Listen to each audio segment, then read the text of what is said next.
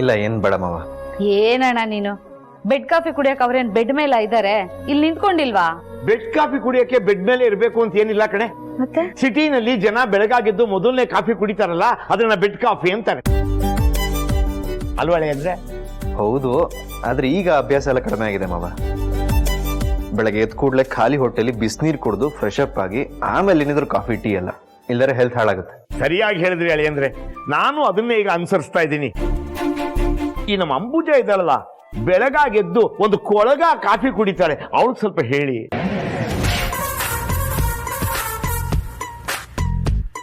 ತಿಂಡಿ ಲೇಟು ಅಂತ ಕುಡಿತೀನಿ, ತಪ್ಪಾಳಿ ಅಂದ್ರೆ.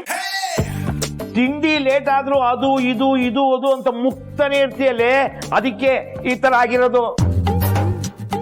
ಅಳಿ ಅಂದ್ರೆ ನಿಮ್ ತರ ಸಣ್ಣ ಇರೋಕ್ ನಾನು ಏನ್ ಮಾಡ್ಬೇಕು? ತಿನ್ನೋದ್ ಕಮ್ಮಿ ಮಾಡ್ಬೇಕು. ಪ್ರೋಟೀನ್ ಇರೋ ಒಳ್ಳೆ ಆಹಾರ ಜಾಸ್ತಿ ತಗೋಬೇಕು. ಇನ್ಮೇಲೆ ನೀವ್ ಹೇಳ್ದಂಗೆ ತಿಂತೀನಿ.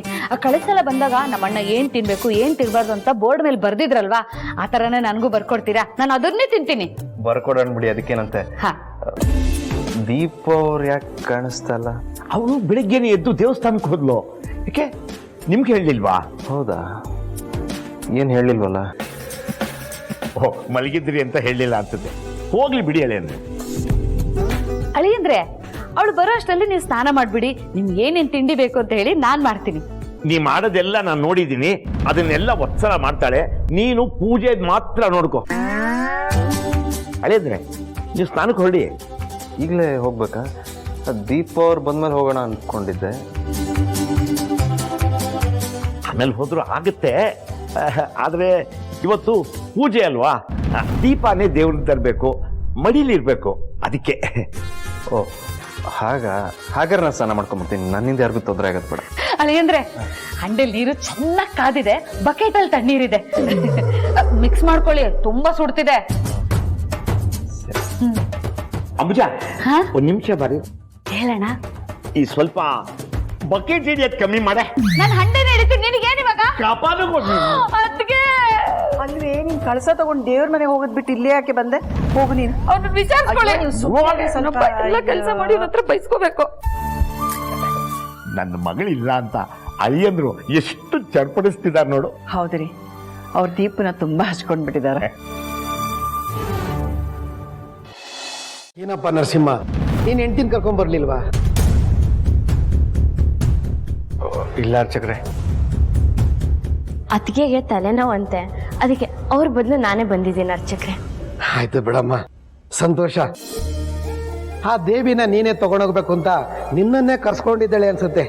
ಯಾವ್ಯಾವ ಸಮಯಕ್ಕೆ ಯಾರ್ಯಾರು ಏನೇನ್ ಕೆಲಸ ಮಾಡ್ಬೇಕು ಅಂತ ಆ ದೇವ್ರಿಗೆ ಚೆನ್ನಾಗಿ ಗೊತ್ತಿರುತ್ತೆ. ಒಂದ್ ನಿಮಿಷ ಇರಿ.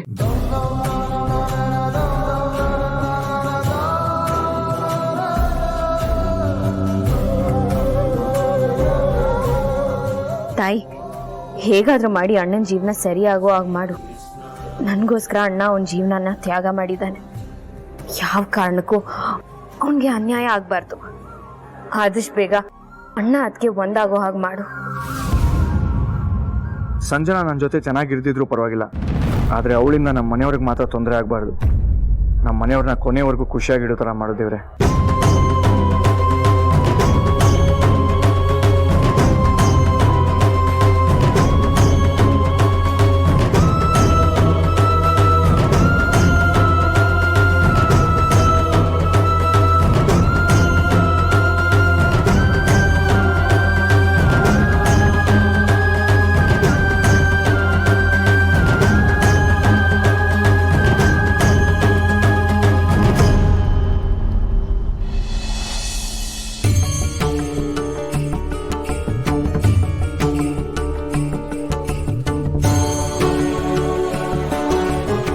ತಗೊಳ್ಳಿ ಅಮ್ಮ, ಜಾಗ್ರತೆ.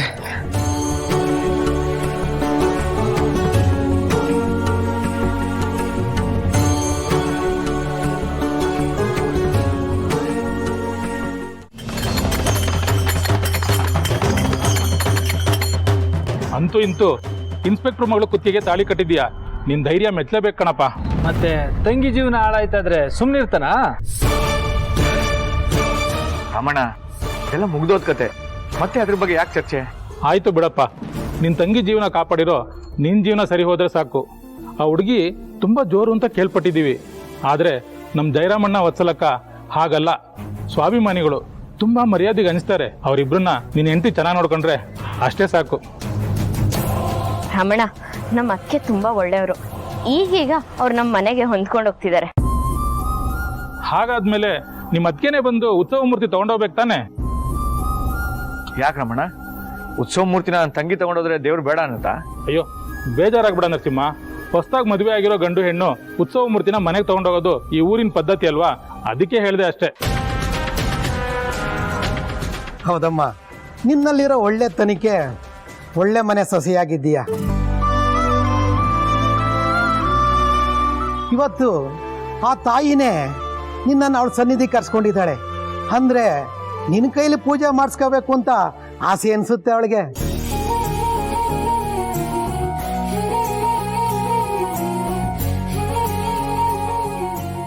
ಹೌದು ಅರ್ಚಕ್ರೆ, ತಾಯಿನ ಎತ್ಕೊಂಡು ಹೋಗೋದಕ್ಕೂ ಪುಣ್ಯ ಮಾಡಿರ್ಬೇಕು.